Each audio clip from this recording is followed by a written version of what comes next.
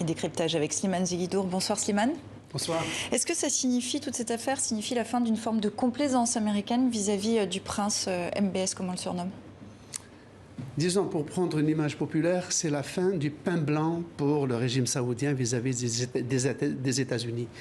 C'est la première fois en 75 ans d'alliance, de sacro-sainte alliance entre l'Arabie saoudite et les États-Unis. Sainte alliance qui a été scellée par le fondateur de l'Arabie saoudite, le roi Abdelaziz, et Franklin Roosevelt, en février 1945 d'ailleurs, et qui consistait à ce que l'Amérique protège l'Arabie saoudite contre toutes les tempêtes de la région et que l'Arabie saoudite fournisse du pétrole aux États-Unis, stabilise le marché mondial du pétrole.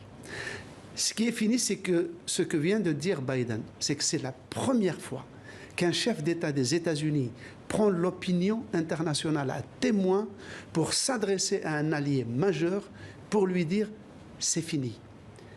Vous devez être conforme à nos valeurs parce que, suggérant par là, qu'un allié contestable est plus un boulet qu'un véritable allié.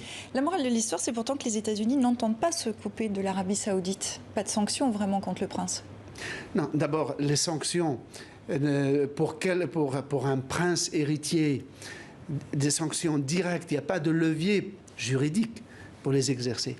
Mais le prince héritier a dû sentir le vent du boulet qui passe et beaucoup de ses collaborateurs sont déjà sur une liste de gens qui sont dans le collimateur de la justice américaine, puisque les Américains viennent de pondre là, récemment, dans les 48 heures qui précèdent, des amendements qui portent le nom de Khashoggi, c'est le Khashoggi ban, qui vont soumettre aux rigueurs de la justice américaine tous les États, et pas seulement ça, l'Arabie saoudite, qui vont poursuivre leurs opposants à l'extérieur pour les punir. Et ça veut dire aussi que les États-Unis ne peuvent pas se passer de l'Arabie saoudite. Merci. Mais plus comme avant, parce que les États-Unis ne sont plus aussi dépendants qu'ils l'étaient il y a 75 ans du pétrole saoudien, et c'est ça le changement majeur de la donne.